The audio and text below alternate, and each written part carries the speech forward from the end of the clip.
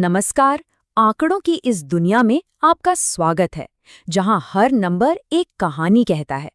आज हम डेटा के ढेर से मतलब निकालने के 3 सबसे जरूरी औजारों को समझेंगे: मीन, मोड और मीडियन। ये सिर्फ मैथ्स के मुश्किल शब्द नहीं हैं, बल्कि ये वो तरीके हैं जिनसे हम किसी भी ग्रुप की कहानी को सिर्फ एक नंबर में बयां कर सकते हैं। कभी सोचा है कि जब हम सुनते हैं कि किसी देश की प्रति व्यक्ति आय इतनी है या किसी शहर का औसत तापमान इतना है, तो ये कैसे होता है? आखिर एक अकेला नंबर हजारों या लाखों लोगों की सच्चाई कैसे बता सकता है? आज हम इसी पहेली को सुलझाने वाले हैं। चलिए, इसे समझने के लिए एक उदाहरण लेते हैं। हमारी स्क्रीन पर 35 अलग-अलग शिक्षकों की उम्र का डेटा है। आप देख सकते हैं, उन्हें उम्र के ग्रुप्स में बांटा गया है। अब असली चुनौती ये है, क्या हम इन सभी 35 लोगों की उम्र को एक ही नंबर से बता सकते हैं? तो हमारा सफर कुछ इस तरह रहेगा। सबसे पहले हम समझेंगे कि डेटा का सेंटर खोजने का मतलब क्या है। फिर हम एक एक करके मीन, मोड और मीडियन को निकालना सीखेंगे और आखिर में ये देखेंगे कि ये तीनों हमें एक ही डेटा की क्या अलग-अलग तस्वीरें दिखाते हैं। तो चलिए शुरुआत करते हैं सबसे जाने पहचाने तरीके से, मीन।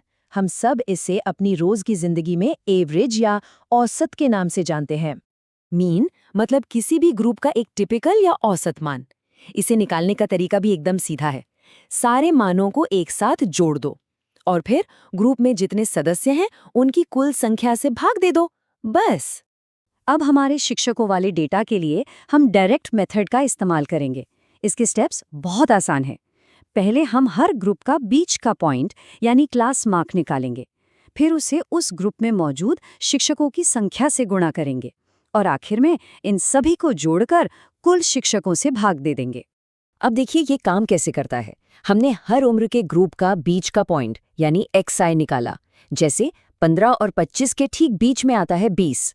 फिर हमने इस 20 को उस ग्रुप के शिक्षकों की संख्या यानी FI से गुणा किया। ऐसा हर ग्रुप के लिए करने के बाद जब हमने आखिरी कॉलम यानी FI XI को जोड़ा तो हमें मिला 1390।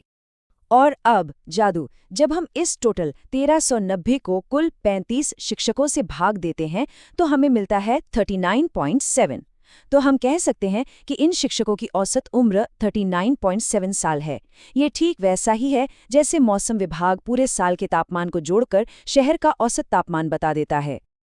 लेकिन एक सवाल उठता है, अगर ये नंबर बहुत बड़े या मुश्किल होते तो तब तो ये गुणा भाग बहुत लंबा हो जाता। इसीलिए हमारे पास अज्यूम्ड मीन जैसे और भी स्मार्ट तरीके हैं। ये बड़ी और उलझी हुई संख्याओं के लिए पावर टूल्स की तरह काम करते हैं। अज्यूम्ड मीन मेथड का आइडिया बड़ा दिलचस्प है। इसमें हम एक स्मार्ट अंदाजा लगाते हैं। हम अपनी तरफ से एक औसत मान लेते हैं और फिर अपनी असली गणना को उस अंदाजे के हिसाब से थोड़ा एडजस्ट कर लेते हैं। इससे होता यह है कि हमारे नंबर छोटे और संभालने में आसान हो जाते हैं। यहाँ देखिए, हमने 50 को अपना अनुमानित औसत यानी अज्यूम्ड मीन मान लिया। फिर हमने हर क्लास मार्क और 50 के बीच का अंतर निकाला, जो है हमारा DI कॉलम। अरे वाह, देखिए तो नंबर कितने छोटे हो गए। अब जब हमने FI DI को जोड़ा तो टोटल सिर्फ -360 आया।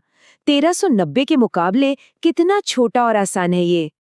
और सबसे मज़ेदार बात यह है कि जब हम फॉर्मूले में इन नए और छोटे नंबरों को रखते हैं तो हमारा जवाब बिल्कुल वही आता है, 39.71। मतलब तरीका अलग था, सफ़र आसान था, पर मंजिल वही रही। चलिए अब अपने दूसरे टूल की तरफ बढ़ते हैं, मोड। अगर मीन औसत था तो मोड सबसे लोकप्रिय है। जरा सोचिए, एक जूता बनाने वाली कंपनी को कैसे पता चलता है कि किस साइज के जूते सबसे ज्यादा बनाने हैं? जी हाँ, जवाब है मोड। वो सबसे पॉपुलर साइज ढूंढते हैं। सीधे शब्दों में कहें तो मोड वो वैल्यू है जो डेटा में सबसे ज्यादा बार आती है। हमारे शिक्षकों वाले केस में ये वो उम्र का ग्रुप होगा जिसमें सबसे ज्यादा शिक्षक हैं। अब मोड का फॉर्मूला पहली बार में थोड़ा डरावना लग सकता है, लेकिन घबराइए नहीं। चलिए इसे तोड़कर समझते हैं। L का मतलब है सबसे पॉपुलर ग्रुप की शुरुआत। F1 उस ग्रुप में कितने लोग हैं। F0 और F2 उसके पड़ोसी ग्रुप्स की गिनती है और H है क्लास का साइज। इसे और अच्छे से समझने के लिए एक नया डेटा सेट देखते हैं। यहाँ देखिए, साफ पता चल रहा है कि सबसे ज्यादा 23 सदस्य 35-45 वाले ग्रुप में हैं।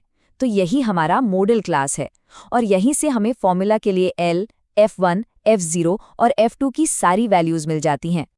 और जब हम इन सभी वैल्यूज को फॉर्मूले में डालते हैं तो हिसाब किताब के बाद हमें मोड मिलता है 36.81। ये हमें बताता है कि डेटा का सबसे घना या सबसे कॉमन पॉइंट इसी नंबर के आसपास है। अब हम आते हैं अपने तीसरे और आखिरी टूल पर, मीडियन।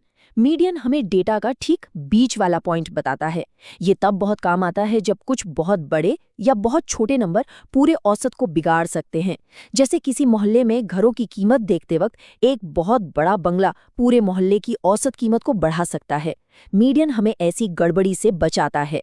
कल्पना कीजिए कि आपने सभी वैल्यूज को एक लाइन में लगा दिया है, सबसे छोटे से लेके सबसे बड़े तक।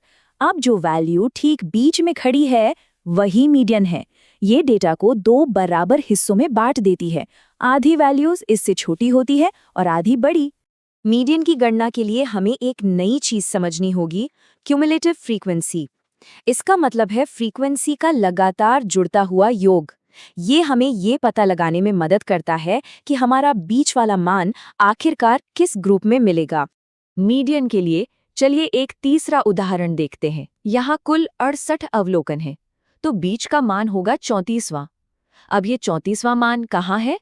इसके लिए हम CF कॉलम देखते हैं। ये हमें बताता है कि 34वां मान 125 से 145 वाले ग्रुप में आएगा। और बस हमें हमारा मीडियन क्लास मिल गया।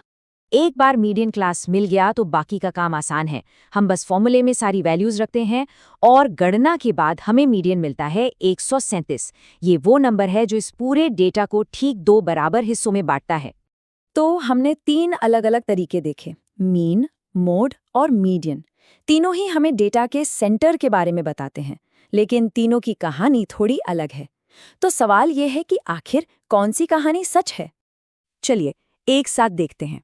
हमारे उदाहरणों में औसत उम्र मीन 39.7 थी, सबसे आम उम्र मोड 36.8 के आसपास थी और हमारे तीसरे डेटा सेट का ठीक बीच वाला पॉइंट मीडियन 137 था।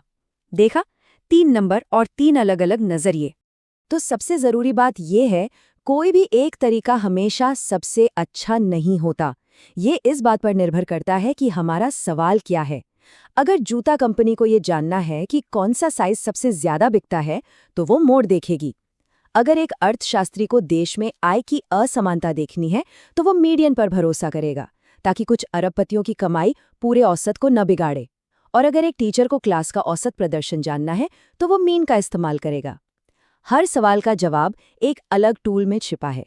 अब सवाल ये है कि अपने आसपास के डेटा को समझने के लिए आप कौन सा टूल इस्तेमाल करेंगे।